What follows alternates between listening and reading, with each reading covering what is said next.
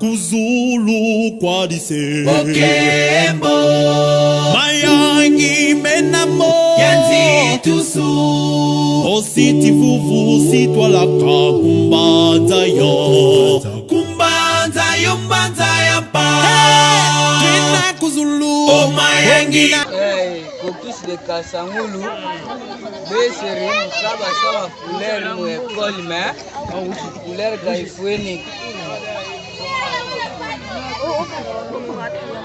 batala diaka ba plafond ba beberi fale ba irika barza mana diaka lufekirika matoli ma beberi maban mam Maluco Zocolo. Que já vem avançando de classe na casa, já?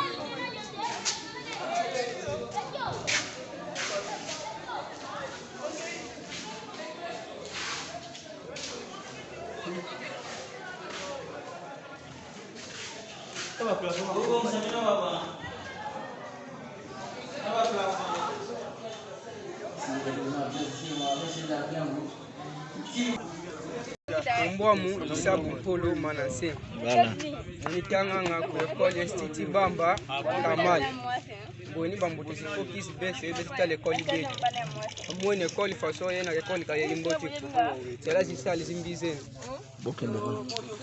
isali ka zimboti la forme de sal faze zen bamboto tutala zibanga zimboti ku isali na kati ka zipavement ku unzila plafond katu école donc il y a une boutique où tout son tout l'école zik mufiane lukusi c'est ça les une boutique là bana ba classe nzira da sala examen zik nous bambu bolu mo ni mfumo à l'école formé tout son qui ben nous a tout l'école à l'école nzira franchement quand il y a une boutique où si ban kan katu ban senyampi baba mbotika mbotika beni katu du son ki beni pour façon école façon yena du tout l'école boni c'est beaucoup de la couleur mais ça li kana zimboti ku le plafond atol si vous dites tout moyeni bambota si focus betu ku tout les coffres mais les instruments c'est kaka et fois non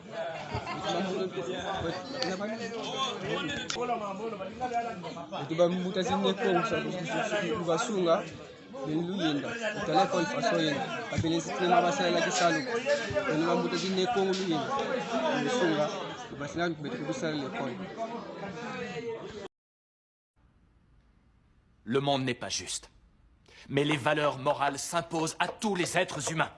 Ce n'est pas parce qu'on dirige qu'on est supérieur. Et ceux qui sont dirigés ne sont pas inférieurs. Le monde n'appartient pas aux riches, ni même aux puissants. Il appartient aux hommes de cœur. Vous avez pensé aux enfants, à ceux qui viennent après nous. Quoi que nous fassions, ils nous voient. Nous devons être des exemples pour eux.